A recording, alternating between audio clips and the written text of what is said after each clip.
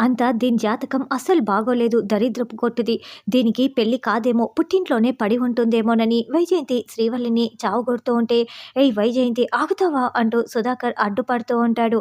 మధ్యలో "శ్రీవల్లి ఏం చేసింది?" అని సుధాకర్ అరుస్తూ ఉంటే, "ఆడపిల్లకి పెళ్లి చేయకుండా పుట్టింట్లోనే పెట్టుకుంటే మనకే కదబ్బా మాటలు వచ్చేది. దీని జాతకం ఇలా రాసింది" అని వైజయంతి అంటే, "అవును, పెళ్లి చేసి పంపించాలి కదా, అంతా వీళ్ళ వల్లే" అని నిషి అంటుంది. "సరే పిన్ని, రాజుతో నేను మాట్లాడతాను" అని కౌశికి అంటే, "అనుమానించింది, అవమానించి పంపించింది వీళ్ళు కదా, వీళ్ళు క్షమాపణ చెప్పాలి" అని వైజయంతి అంటే, "సరే మేము కూడా వస్తామని" ధాత్రి అంటుంది. "ఆగు రాజు" అంటూ కౌశికి వస్తూ ఉంటే, "వీళ్ళింకా రాలేదేంటి" అని రాజు ఎదురు చూస్తూ ఉంటాడు. "వాళ్ళు రారేమో లేరా, బిర్యానీ తిందాం పదా" అని డూప్లికేట్ తండ్రి చెప్తూ ఉంటే, "నోరు మూస్తావా, నీకెప్పుడు తిండిగోలే" అని తిట్టుకుంటూ ఉంటే, అప్పుడే కౌశికి వాళ్ళు వస్తారు. "సారీ రాజు, రా" అని కౌశికి పిలుస్తూ ఉంటే, "శ్రీవల్లికి మంచి సంబంధం తేవాలన్న ఉద్దేశంతోనే మేము అలాంటి ప్రశ్నలు వేశాం తప్పిస్తే వేరే ఉద్దేశంతో కాదు" అని ధాత్రి కేదార్ కూడా క్షమాపణ చెప్తూ ఉంటారు. "అంటే మాది మంచి సంబంధం కాదా" అని అంటుంటే, "అబ్బే, అలాంటి ఉద్దేశం కాదు మాది, ప్లీజ్ రండి" అని ఇద్దరు వేడుకుంటూ ఉంటారు. "అంటే మాకిది కన్విన్సింగ్గా కనిపించట్లేదే" అని రాజు అంటాడు. అప్పుడే నిషి సైగ చేయటంతో వైజయంతి అంటే, "వాళ్ళు అంతలా చెప్తున్నారు కదా" అని వైజయంతి పైకి మాట్లాడుతూ, "ఇక ఓవర్ యాక్షన్లు చేసింది చాలే కానీ నోరు మూసుకొని లోపలికి రా" అని వైజయంతి మెల్లగా చెప్తుంది. "వాళ్ళు ఇబ్బంది పెట్టమని చెప్తున్నారు కదబ్బీ, రా" అని వైజయంతి అనడంతో, "సరే పదండి" అని అందరూ లోపలికి వెళ్తారు. "5 లక్షలు డబ్బులు ఇచ్చాను కదరా, నగలు తీసుకురమ్మని, చూడు కాస్త ఉండి ఉంటే మొత్తం దొరికిపోయి ఉండేవాడివి" అని వైజయంతి అంటే, 5 లక్షలకి ఏం నగలు వస్తాయి, పైగా మీరు 7 వారాల నగలు తీసుకురమ్మని చెప్పారు కదా అని రాజు అంటే, "ఇంకోసారి ఎక్స్ట్రాలు చేశావంటే నేనే నిన్ను పోలీసులకి పట్టిస్తానని" నిషి అంటుంది. "అమ్మో, అత్తాకోడళ్ళు చిన్నగా యాక్టింగ్ చేయటం లేదే" అని రాజు మనసులో అనుకుంటూ, "ఇంకెప్పుడు అలా చేయనని చెప్తాడు." "ఏంటి ధాత్రి అలా చూస్తున్నావు" అని కారు దగ్గరే నిలబడి ఉన్న కేదార్ ప్రశ్నిస్తూ ఉంటే, "ఇదిగో ఈ కార్ని ఎక్కడో చూసినట్లు ఉంది కేదార్" అని ధాత్రి కేదార్ ఇద్దరు ఆలోచిస్తూ ఉంటారు. "ఆ, గుర్తుకు వచ్చింది. ఆ రోజు మనం స్మగ్లింగ్ గ్యాంగ్ని పట్టుకోవటం కోసం అవుట్స్కట్స్లో వెయిట్ చేస్తూ ఉన్నాం కదా, రమ్య వాళ్ళతో కారు ఆపుకొని, అక్కడ చూశాను ధాత్రి" అని ధాత్రి కేదార్ అనుకుంటూ ఉంటారు. అప్పుడు అంతకుముందు జరిగిన సంఘటన చూపిస్తూ ఉంటారు.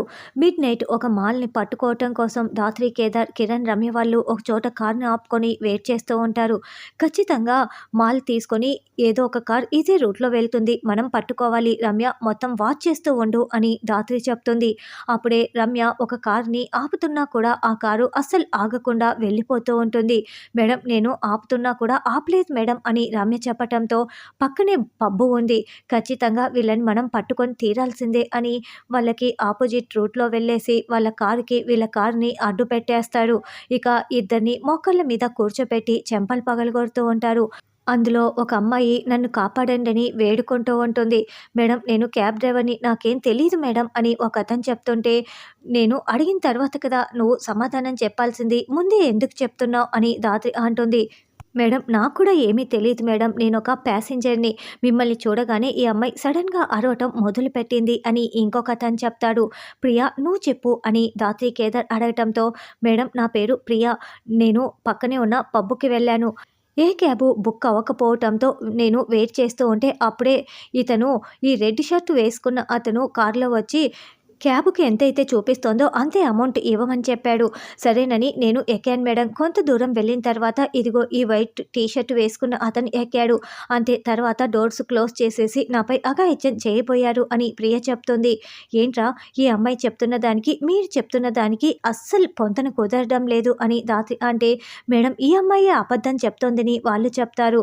ఆ, అన్నట్లు నువ్వు ఏ లొకేషన్‌కి వెళ్ళాలి" అని ప్రియని అడగటంతో, "మాదాపూర్ లొకేషన్‌కని" ఆ అమ్మాయి చెప్తుంది.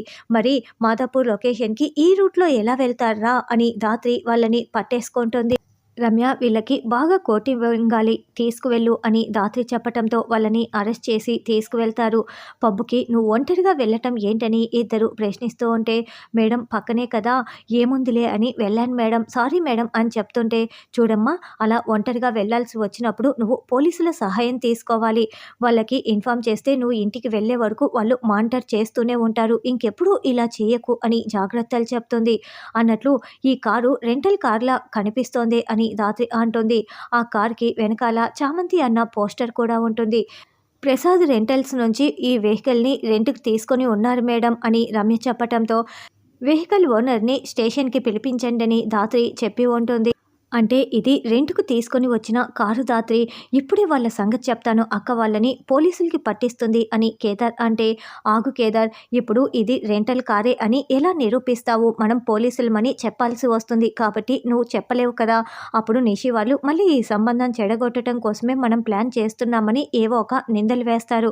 కాబట్టి అందరి ముందు కార్నర్ అయ్యేలా, అత్తయ్యకి బుద్ధి వచ్చేలా మనం చెయ్యాలి. పద వెళ్దాం అని ధాత్రి అంటుంది.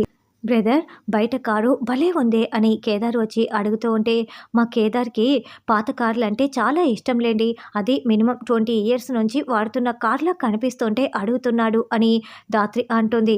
అది అసలు రెంట్‌కు తీసుకున్న కార్‌లా కనిపిస్తోందని కేదార్ అంటాడు. అంటే 2500 రోజుకి ఇచ్చి రెంట్‌కు తీసుకొని వచ్చామని మీరు మాట్లాడుతున్నారా? మేమెలా కనిపిస్తున్నాం అని రాజు అంటే, అంత కరెక్ట్‌గా రెంట్ ఎలా చెప్పగలుగుతున్నారు అని ధాత్రి అంటుంది. అంటే ఏంటే మళ్ళీ మీరు మొదలుపెట్టారు అని వైజయంతి, నిషి అరుస్తూ ఉంటారు. వాళ్ళేదో క్యాజువల్‌గా తెలుసుకోటానికి అడిగారులే అమ్మా! మీరెందుకు అలా మాట్లాడుతున్నారు అని యువరాజ్ అంటాడు. ఈ అబ్బోడిని కాస్త దూరంగా పెట్టాలమ్మీ! ఆడపిల్ల పెళ్ళనగానే ఓ తెగ మాట్లాడుతున్నాడని వైజయంతి అంటుంది. సరేనండి, ఈ వీక్‌లోనే నిశ్చితార్థం పెట్టుకుందామని కౌశికి సుధాకర్ చెప్తారు. సరే అడుగు అని రాజు, డూప్లికేట్ అమ్మ నాన్న మాట్లాడుకుంటూ ఉంటారు. ఏంటో అడగాలనుకుంటున్నారే ఏంటి అని కౌశికి అంటుంది. ఏమీ లేదు, మేమిలా నిశ్చితార్థం పెట్టుకునే ముందు మేము శ్రీవల్లి కోసం నగలు, చీరలు తీసుకొచ్చాం కదా! రిటర్న్ గిఫ్ట్‌గా మీరు కూడా మాకు ఏదో ఒకటి ఇవ్వాలి. ఇది మా ఆచారం అని వాళ్ళు చెప్తుంటే, నేను అడగలేదు కదా! వీళ్ళేంటి ఇలా డబ్బులు అడుగుతున్నారు అని వైజయంతి మనసులో అనుకుంటూ, మాకు అలాంటి ఆచారాలేమీ లేవు అని చెప్తూ ఉంటే, అవును, మేమెక్కడ ఇలాంటి ఆచారాలు వినలేదు అని ధాత్రి, కేదార్ కూడా చెప్తారు. మేము శ్రీవల్లికి ఏమీ తక్కువ కాకుండా చేస్తాం. అన్నీ నిశ్చితార్థం తర్వాత, పెళ్లి తర్వాత, ఇప్పుడు కాదు అని ధాత్రి, కేదార్ ఎంత చెప్తున్నా కూడా, ఇది మా ఆచారం. మీకు స్థాయికి తగ్గట్టు ఇస్తామనుకున్నారు. కానీ మీరు ఇవ్వమని చెప్తున్నారు. సరేలే, ఏం చేస్తాం, మాకు ఆచారాలు తప్పుతున్నాయి. సరే ఏం చేద్దాంలే అని అంటుంటే, అబ్బే అలాంటిదేం లేదు, మేము ఇస్తామని కౌశికి, సుధాకర్ అంటారు. ఏమిబ్బా అవసరం లేదు అని వైజయంతి చాలా చెప్తున్నా కూడా కౌశికి, సుధాకర్ అసలు వినకుండా సుధాకర్ లోపలికి వెళ్ళి ₹1,00,00,000 బ్యాగు పట్టుకు వస్తాడు. వద్దుబ్బా ఇయ్యాకు అని వైజయంతి చెప్తున్నా కూడా, అమ్మ ఆచారం కోసమే కదా, ఇస్తే తప్పేముంది అని యువరాజ్ అంటాడు. ఇదిగో బాబు, ఇందులో ₹1,00,00,000 చెప్పటంతో ఇక రాజు చాలా సంతోషంగా చూసుకుంటూ ఉంటే వైజయంతి, ధాత్రి, కేదార్ టెన్షన్ పడుతూ ఉంటారు. ఇంకా కావాలంటే అడగండని కౌశికి అడుగుతూ చెప్తూ ఉంటే, ఏం అవసరం లేదు మేడం చాలంటూ ఆ ₹1,00,00,000 బ్యాగ్ పట్టుకొని వెళ్తూ ఉంటే, రే మర్యాదగా అక్కడ పెట్టేసి వెళ్ళు అని వైజయంతి మెల్లగా చెప్తూ ఉంటుంది. అయినా ఏమీ పట్టించుకోకుండా బ్యాగుతో బయటికి వస్తారు. వాళ్ళని పంపించేసి వస్తానని వైజయంతి పరుగులు పెడుతూ బయటికి వచ్చి, రే మర్యాదగా పెళ్లి చేసుకొని వెళ్లకుండా ₹1,00,00,000 బ్యాగుతో వెళ్తున్నావా? మర్యాదగా బ్యాగ్ ఇచ్చేసి వెళ్ళు అని రాజు కాలర్ పట్టుకొని వైజయంతి నిలదీస్తూ ఉంటుంది. మేడం, ఈ ₹1,00,00,000తో మీరేం చేసుకుంటారు మేడం?